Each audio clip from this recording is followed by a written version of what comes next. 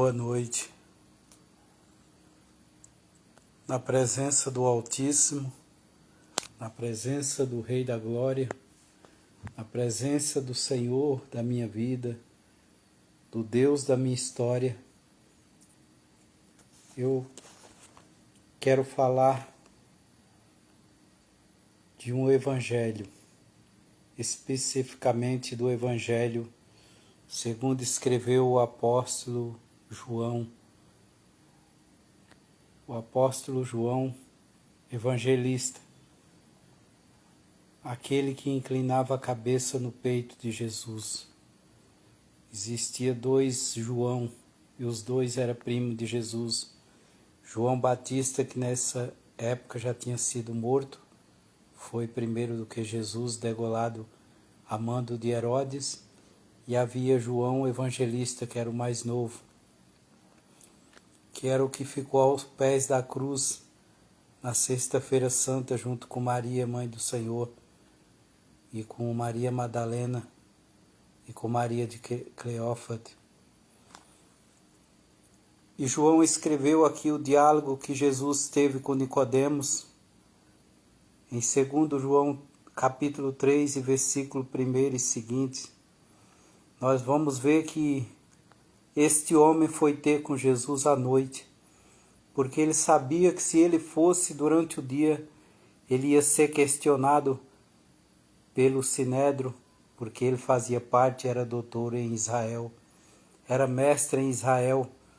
Mas a respeito do que ele foi indagar Jesus, e a resposta que Jesus deu para aquele homem, deixou ele desconcertado, sem entender nada. Primeiro ele falou para Jesus que Deus era com Jesus, porque ninguém poderia fazer os milagres e as obras que Jesus fazia se Deus não estivesse com ele. Na verdade, Jesus é o próprio Deus.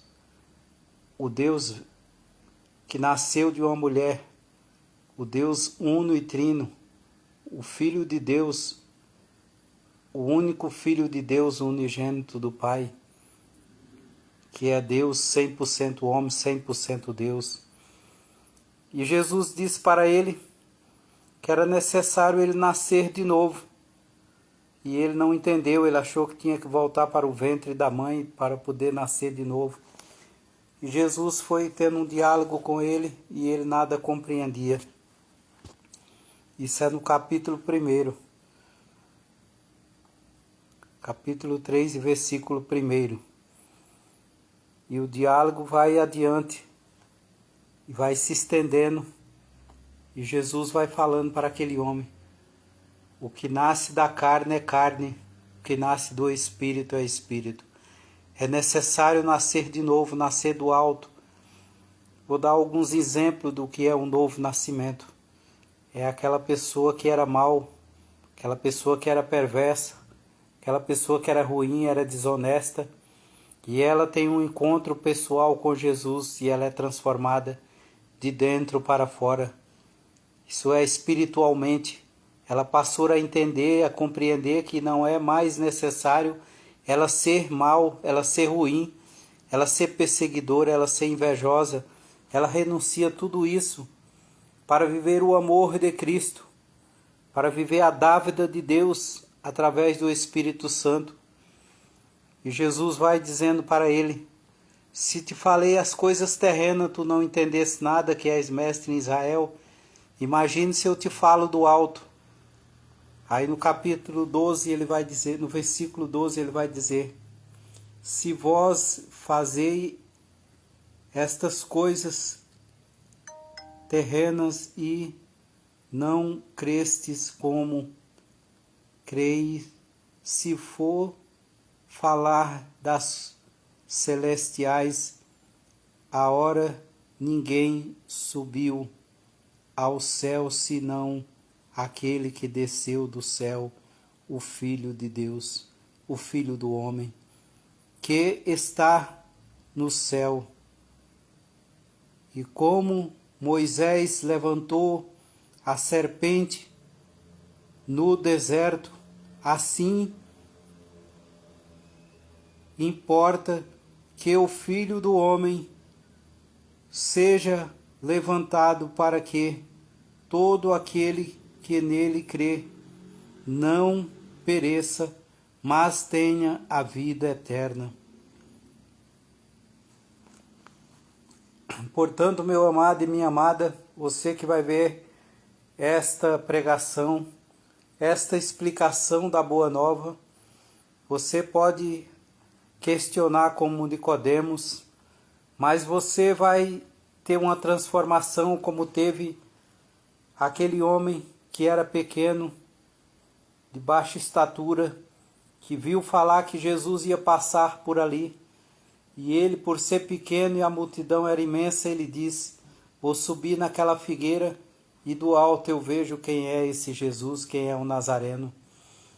E antes que ele imaginasse, Jesus o disse: Zaqueu, desce daí depressa, que é necessário que eu repouse em tua casa. E assim, aquele homem que era um cobrador de impostos, aquele homem que era mau, que cobrava além da conta, cobrava além do que era justo, para ficar com alguma coisa para ele. Quando Jesus chegou na casa daquele homem, ele falou dessa forma: se eu com as minhas obras e atitude lesei alguém, Jesus, eu vou devolver 4 vezes mais a quem eu roubei, a quem eu lesei, e a metade dos meus bens eu doarei para os pobres. Com certeza aquele homem tinha ficado muito enriquecido com coisas ilícitas, com impostos cobrados além do normal, cobrava o que era do governo e cobrava uma parte para ele. Mas na hora que ele teve um encontro com Jesus, isso significa o novo nascimento. Aquilo que Nicodemos foi procurar saber, olha o que aconteceu com Zaqueu. Olha o que aconteceu com Mateus, também era cobrador de impostos.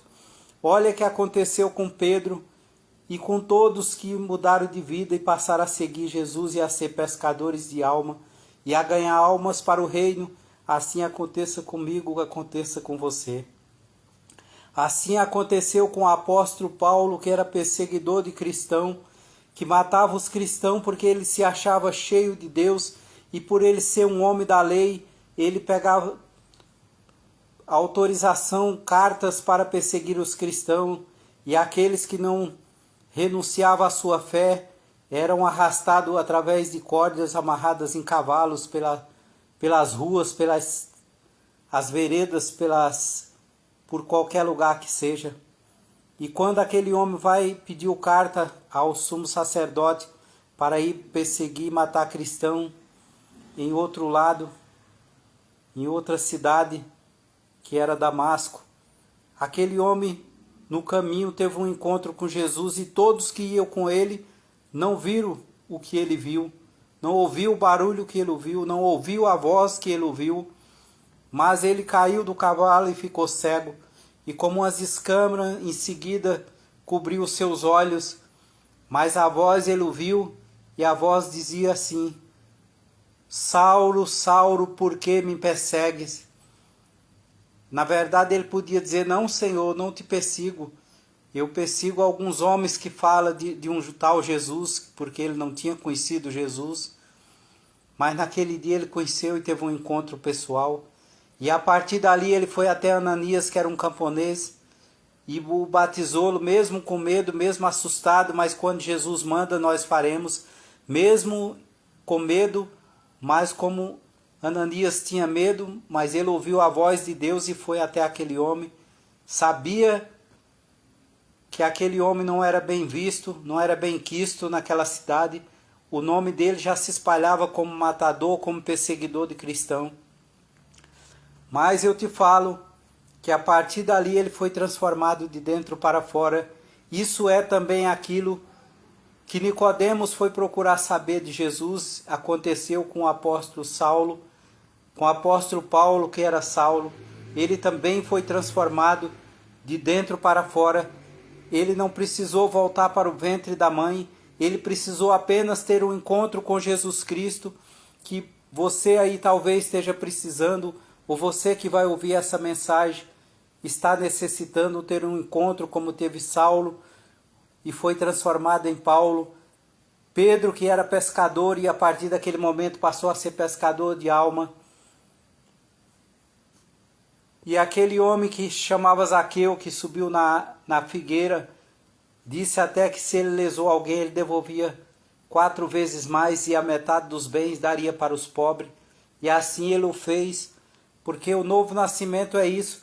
Nós nos desapegamos de tudo aquilo que conquistamos, que não era agradável e não agradava a Deus, e vamos passar a construir e a conseguir coisas que Deus vai nos direcionar, nos dar direção, nos dar discernimento, para saber caminhar com Cristo e fazer a vontade de Cristo.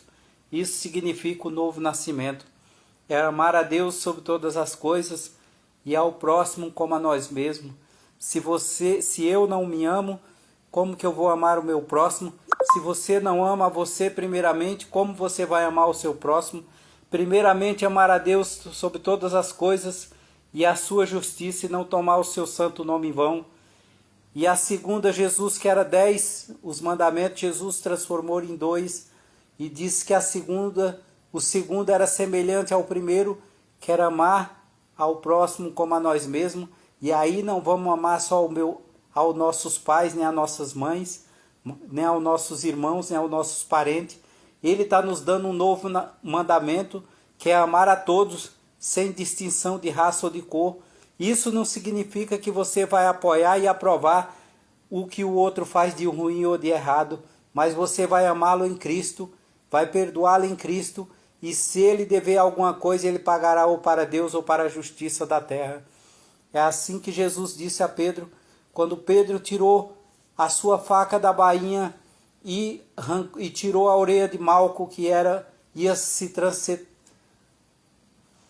ia ser ungido como sacerdote quando ele completasse 30 anos, que era necessário ter 30 anos para ser ungido como sacerdote.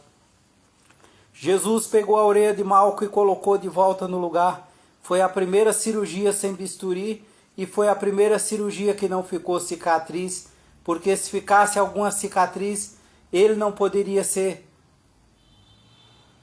colocado como sacerdote, ser ungido, porque não podia ter nenhuma mancha sequer, nem um vínculo sequer. É como um soldado do exército, ele não pode ter nenhuma mácula para ele poder ingressar no exército. Ele não pode ter nenhuma ferida, nenhuma mancha, nenhuma cicatriz. Mesma coisa era na época, para ser aceito e para ser ungido como sacerdote. E Jesus fez a cirurgia perfeita, que só Ele sabe, só Ele pode. E Ele está aí do seu lado.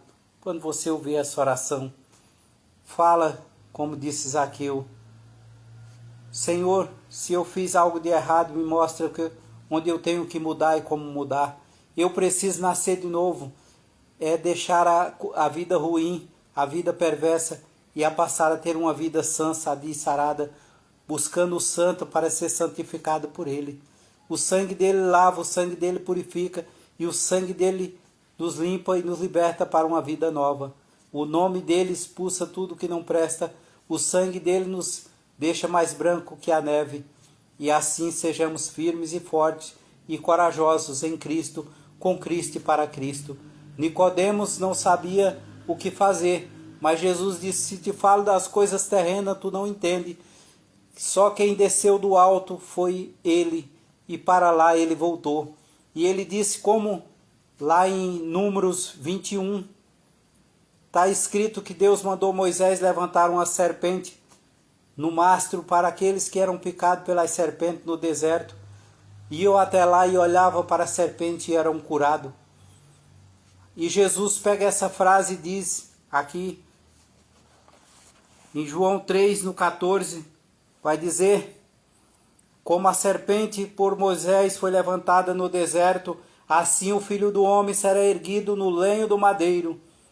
E todos que olharem para ele com fé e confiança serão libertos, purificados, e permanecendo com ele serão salvos para a vida eterna. Assim eu creio, assim eu acredito, e assim eu rendo graça e dou glórias ao Rei da Glória, ao Senhor da minha vida e ao Deus da minha história. Um abraço, meu irmão que está aí do outro lado ouvindo esta mensagem. Deus te ama e te chama pelo nome. Fala para Ele não da sua dor, porque Ele já sabe, mas fala do seu amor por Ele, porque a tua dor Ele vai fazer com que ela desapareça. A graça dele te basta e o amor dele te mantém de pé, porque assim Ele disse, assim Ele faz, porque Ele fez no passado, Ele faz hoje, Ele faz amanhã e Ele faz até o mundo, enquanto o mundo existir. E quando esse mundo já não existir, as pessoas já não viver mais nessa terra, Ele já nos levou para a glória eterna, porque é de lá que Ele veio, foi para lá que Ele voltou, e foi preparar um lugar para mim, para você e para todos que nele crê. E não desiste dele por nada, por maior que seja a luta, por maior que seja a dificuldade. Cristo nos ama e pergunta, o Mestre pergunta nesta noite, o que queres que eu te faça? Um abraço, meu amado. Bartolomeu dos Santos, Deus te ama e te chama pelo nome. Jesus está contigo, Jesus está comigo, Jesus está na casa, Jesus está no controle. Como Nicodemos perguntou, nós também podemos perguntar.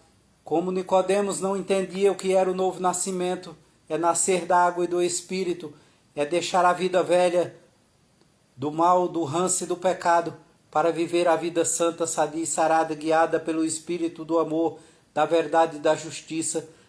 O mesmo Espírito que Jesus disse que ia, mas não ia nos deixar só. Ia rogar ao Pai, o Paráclito viria, o Consolador, o Advogado, que é o Espírito que procede do Pai e do Filho. Desta noite Ele te ama e te chama, e vai permanecer aí contigo. Então, um abraço, meu amado e minha amada, e todos que vão ver essa oração, todos que vão ver essa explicação, de longe ou de perto, vamos dar glória e render graça, porque Jesus está nos chamando e nos convidando para anunciar que Ele está voltando, e quando Ele voltar, Ele quer encontrar fé sobre a casa.